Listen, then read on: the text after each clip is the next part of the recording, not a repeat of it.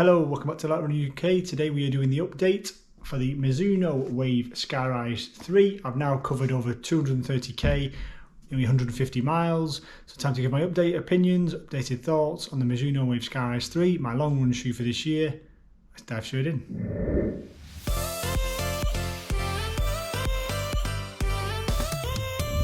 So yeah, the time has come for me to give my updated opinion. So like I said, I've done my initial run in this shoe. I've done my 30 mile, 50k update review. And now I've covered just under 240k or 150 miles, just under. So now I'm going to give my updated thoughts. Has my thoughts and opinions changed? Has the shoe got better? Has it got worse? Am I still using it for my long runs? Let's get on with the episode and cover all the big areas of the shoe. So as always, I'll start with the outsole. So last time I gave it an 8 out of 10 after 50k.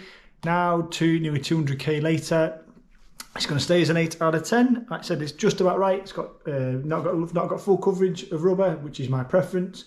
There is starting to be a tiny little bit of wear, maybe down the middle there, and a little bit down now towards the heel.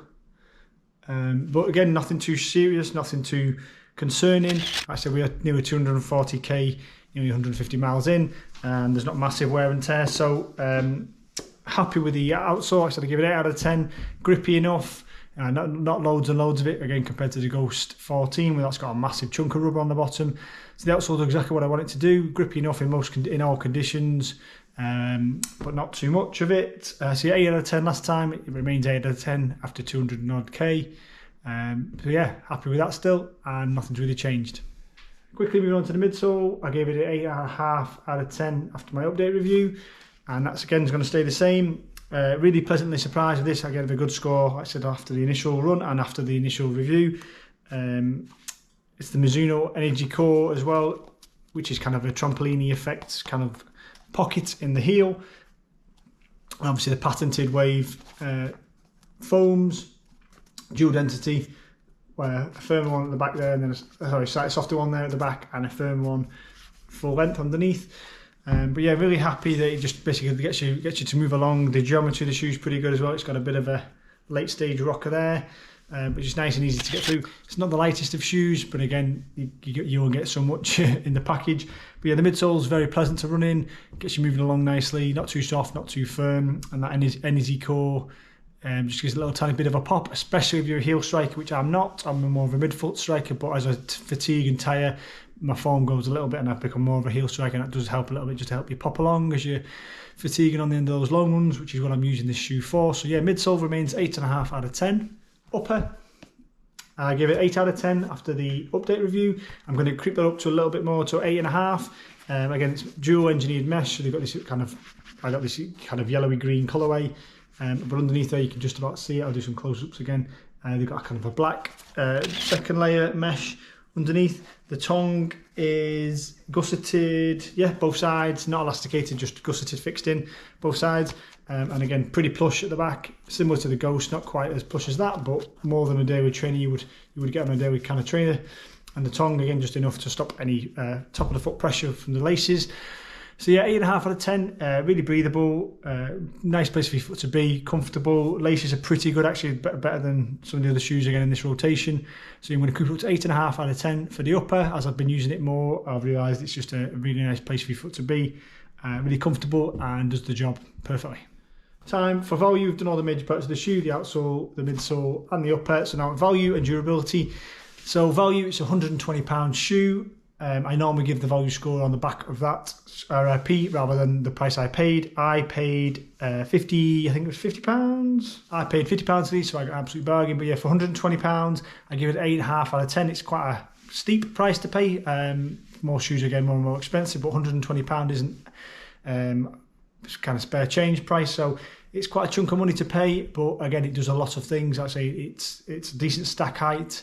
Again, if you want to find all the stats and facts, I won't go into too much detail today, but I've done I'll tag the initial run and the update review there. Okay, it's got a pretty high stack. Like I said, pretty comfortable midsole. It looks like it's going to be last in terms of the durability of it, breathable. And like I said, I'm using it predominantly for my long runs. because of the sheer weight of it. I wouldn't obviously recommend it as a speed day shoe or anything like that. You could probably get away with it as an easy recovery day shoe as well. It's got enough comfort and protection in there. It feels very stable. It's one of the most stable shoes I've got in this rotation this year of the 5. But your value, I gave it an 8.5 last time. I'm going to stick to that. I said for £120, there is a lot you get, a lot of good things to say about the shoe. So that remains the same after significant mileage. And last but not least, we're going to move on to durability now. So just to finish off as normal on durability, I give a prediction in terms of the mileage I think I'm going to get out of a shoe. I gave it a 9 last time after 50k. I'm now nearly 200k later, nearly 110, 15, 120 miles later. I'm going to stick with that 9 out of 10. Like I said, normally the midsole or the outsole starts showing wear and tear, but after this kind of length of time, 150 miles, like I said, there's not massive amounts of wear and tear, so I'm going to assume it's still going to get to 450, 500 miles, hopefully. So there is a fairly soft compound of rubber on the outsole, which is why it's wearing down a little bit, and there is a little bit of exposed midsole, which again is starting to scuff up a bit, but again that's just aesthetics, that's not performance. So yeah, I'm going to stick to 9 out of 10 for durability. I think it's going to get a decent mileage out of it, and for that, again, for £120, it's not a bad amount of mileage, especially if it's just a mile munching long run shoe, which is what I'm using it for predominantly within my marathon training at the minute. So wrap up there with the total scores. So yeah, after update review, after 50k 30 miles, I gave it 42 out of 50, which was a pretty good score. I think it was almost identical to the Reebok Floatride. And now after 240k nearly, 150 miles nearly, it's gone up to 42.5, so just a half point extra, and that's just the upper. I've given an extra half point there on the upper. The rest has remained constant. I give it a good score at the start, and nothing has changed my mind. The more I use it, just exactly the same things occur. Like I said, it's a quite heavy shoe, especially at the end of a long run. It can feel quite cumbersome a little bit on your legs compared to, say, some of these lighter race day shoes, which I do have as part of the rotation. But it's my go-to for any kind of long run training runs, 10 miles plus, 20k, 25k, stuff like that, 13, 15, 16 miles. It's the shoe I grab. I have no concerns. I never come home and have any major leg issues. It does exactly what I want it to do. Munches those miles, protects the legs, helps you flick through your gait cycle, gives you a little bit of pop when you need it, especially when you're fatiguing. So yeah, it was great at the start, it's still great now. It's a proper mile munch, like I mentioned, and for me it was an absolute bargain. The fact I grabbed it for 50 quid, I think it's still on sale now if you wish to go and grab one, so it's definitely highly recommended from me in terms of a long run shoe. But yeah, I'll wrap it up there. As always, thank you for watching. Like I said, look out for the other shoe reviews drop in, and my marathon training for Chester 24 will continue. Look out for updated training vlogs and weekly recaps, and I'll see you all on the next one.